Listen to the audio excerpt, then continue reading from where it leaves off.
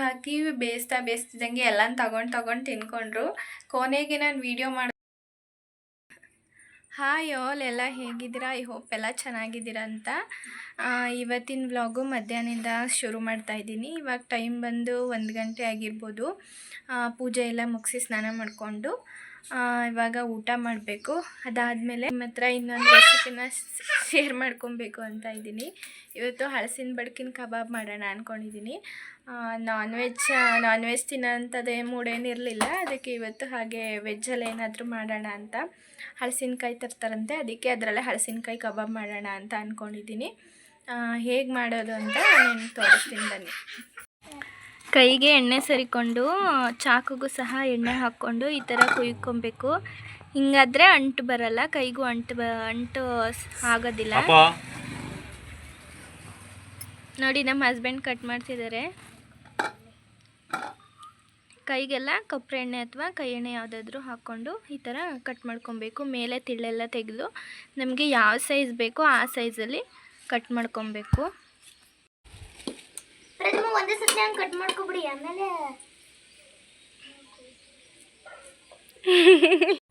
ಅದನ್ನೆಲ್ಲ ಕಟ್ ಮಾಡ್ಕೊಂಡಿದ್ದಾದಮೇಲೆ ಇಲ್ಲಿ ನಾನು ಬಾಣಲಿಗೆ ಅದ್ರ ತುಂಬ ನೀರನ್ನ ಹಾಕಿ ಅರಿಶಿನ ಹಾಕಿ ಇಡ್ತಾಯಿದ್ದೀನಿ.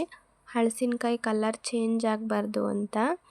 ಅರಿಶಿನ ಮತ್ತು ನೀರು ಹಾಕಿದರೆ ಹಲಸಿನಕಾಯಿ ಕಲರ್ ಚೇಂಜ್ ಆಗೋಲ್ಲ, ಇಲ್ಲಾಂದರೆ ಕಪ್ಪಾಗಿಬಿಡುತ್ತೆ.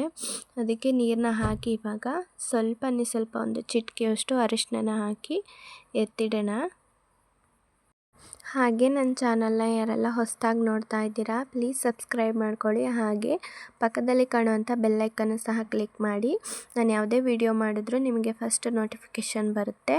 ಹಾಗೆ ಲೈಕ್ ಮಾಡಿ, ಶೇರ್ ಮಾಡಿ, ಕಮೆಂಟ್ ಮಾಡಿ. ಇವಾಗ ಇದಕ್ಕೆ ಮಸಾಲೆ ಹಾಕ್ಕೊಳ್ಳೋಣ. ಇಲ್ಲಿ ನಾನು 6 ಸ್ಪೂನು ಮೈದಾ ಹಿಟ್ಟನ್ನ ಹಾಕ್ಕೊತಾ ಇದ್ದೀನಿ. ನಾನಿಲ್ಲಿ 2 ಹಲಸಿನಕಾಯಿ ಕ್ವಾಂಟಿಟಿಗೆ ತೋರಿಸ್ತಾ ಇದ್ದೀನಿ.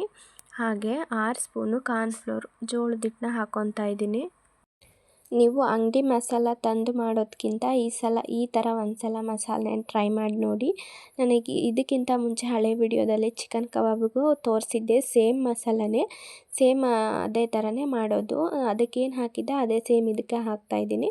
ಇದು ಸ್ವಲ್ಪ ಕ್ವಾಂಟಿಟಿ ಜಾಸ್ತಿ ಮಾಡ್ತಾಯಿದ್ದೀನಿ. ಹಾಗೆ 6 ಸ್ಪೂನ್ ಮೈದಾ ಹಿಟ್ಟು, 6 ಸ್ಪೂನ್ ಕಾರ್ನ್ಫ್ಲೋರ್ ಆದಮೇಲೆ 3 ಸ್ಪೂನು ಅಕ್ಕಿ ಹಿಟ್ಟನ್ನ ಹಾಕ್ಕೊತಾ ಇದ್ದೀನಿ. ಇದು ನೀವು ಒಂದು ಹಲಸಿನಕಾಯಿಗಾದರೆ 3 ಸ್ಪೂನ್ ಕಾರ್ನ್ಫ್ಲೋರು, 3 ಸ್ಪೂನು ಮೈದಾ ಹಿಟ್ಟಾದರೆ ಸಾಕು. ಹಾಗೆ ಅರ್ಧ ಟೇಬಲ್ ಸ್ಪೂನಷ್ಟು ಗರಂ ಮಸಾಲ, ರುಚಿಗೆ ತಕ್ಕಷ್ಟು ಉಪ್ಪು, 1 ಸ್ಪೂನು ಖಾರದ ಪುಡಿ, ಹಾಗೆ 2 ಸ್ಪೂನು ಶುಂಠಿ ಬೆಳ್ಳುಳ್ಳಿ ಪೇಸ್ಟ್ನ ಹಾಕ್ತಾಯಿದ್ದೀನಿ. ಅದಾದಮೇಲೆ 2 ಮೊಟ್ಟೆನ ಹಾಕ್ತಾಯಿದ್ದೀನಿ. ಒಂದು ಹಲಸಿನಕಾಯಿಗಾದರೆ 1 ಮೊಟ್ಟೆ ಸಾಕು. ನಾನಿಲ್ಲಿ 2ಕ್ಕೆ 2 ಮೊಟ್ಟೆನ ಒಡೆದು ಹಾಕ್ಕೊತಾ ಇದ್ದೀನಿ. ಅದೆಲ್ಲ ಆದಮೇಲೆ ಅದನ್ನೆಲ್ಲ ಮಸಾಲೆ ಎಲ್ಲ ಚೆನ್ನಾಗಿ ಮಿಕ್ಸ್ ಮಾಡ್ಕೊಳ್ಳೋಣ. ಲಾಸ್ಟಿಗೆ ಸ್ವಲ್ಪ ನನಗೆ ಇದು ಸ್ವಲ್ಪ ನೀರು ಕಡಿಮೆ ಅನ್ನಿಸ್ತು. ಕಲಸೋದಕ್ಕೆ ಸ್ವಲ್ಪ ಹಿಟ್ಟು ಅದು ಸರಿ ಆಗಲಿಲ್ಲ. ಅದಕ್ಕೆ ನಾನೊಂದು ಅರ್ಧ ಲೋಟದಷ್ಟು ನೀರನ್ನ ಆ್ಯಡ್ ಮಾಡಿಕೊಂಡೆ. ನೀರನ್ನ ಆ್ಯಡ್ ಮಾಡ್ಕೊಬೋದು, ಏನೂ ಪ್ರಾಬ್ಲಮ್ ಆಗೋಲ್ಲ. ಮಸಾಲೆ ಏನೆಲ್ಲ ಬಿಟ್ಟು ಹೋಗಿರಲಿಲ್ಲ. ಇದು ಸ್ವಲ್ಪ ಗಟ್ಟಿ ಅನ್ನಿಸ್ತು, ಅದಕ್ಕೆ ನಾನಿಲ್ಲಿ ಸ್ವಲ್ಪ ನೀರನ್ನ ಇದಕ್ಕೆ ಆ್ಯಡ್ ಮಾಡಿಕೊಂಡೆ. ನೋಡಿ, ಅದರಲ್ಲಿ ಅಷ್ಟು ನೀರಲ್ಲ, ಸ್ವಲ್ಪ ನೀರನ್ನ ನಾನು ಆ್ಯಡ್ ಮಾಡಿಕೊಂಡು ಅದನ್ನು ಚೆನ್ನಾಗಿ ಮಿಕ್ಸ್ ಮಾಡಿಕೊಂಡೆ. ಮಿಕ್ಸ್ ಮಾಡ್ಕೊಂಡಿದ್ದಾದಮೇಲೆ ಕಟ್ ಮಾಡಿಟ್ಟಿದ್ದಂತಹ ಹಲಸಿನಕಾಯಿ ಎಲ್ಲನ ಹಾಕಿ ಚೆನ್ನಾಗಿ ಇವಾಗ ಮಸಾಲೆ ಎಲ್ಲ ಹಲಸಿನಕಾಯಿಗೆ ಹಿಡ್ಕೊಬೇಕು. ಆ ಥರ ಚೆನ್ನಾಗಿ ಕೈಯಲ್ಲೇ ಮಿಕ್ಸ್ ಮಾಡಿ. ಸ್ಪೂನಲ್ಲಿ ಅಷ್ಟೊಂದು ನೀಟಾಗಿ ಬರಲ್ಲ, ಮಿಕ್ಸ್ ಆಗೋಲ್ಲ. ಕೈಯಲ್ಲೇ ಚೆನ್ನಾಗಿ ಅದನ್ನು ಮಿಕ್ಸ್ ಮಾಡ್ಕೊಬೇಕು. ಮಸಾಲೆ ಎಲ್ಲ ಅಂಟ್ಕೊಬೇಕು ಹಲಸಿನಕಾಯಿಗೆ. ಅದಾದಮೇಲೆ ಮಿಕ್ಸ್ ಆದಮೇಲೆ ನಾನು ಫಸ್ಟ್ ನಿಂಬೆಹಣ್ಣು ಹಾಕೋದನ್ನೇ ಮರೆತುಕೊಂಡಿದ್ದೆ. 1 ನಿಂಬೆಹಣ್ಣನ್ನ ಹಾಕ್ತಾಯಿದ್ದೀನಿ. ನಿಂಬೆಹಣ್ಣೆ ಕಬಾಬಿಗೆ ತುಂಬಾ ಚೆನ್ನಾಗಿ ಟೇಸ್ಟ್ ಕೊಡೋದು. ಅಂದರೆ ನಿಂಬೆಹಣ್ಣೆಲ್ಲ ಹಾಕಿ ಒಂದು 1/2 ಅವರ್ ಇದನ್ನು ಮ್ಯಾರಿನೇಟ್ ಮಾಡೋಕ್ಕೆ ಇಟ್ಬಿಡೋಣ.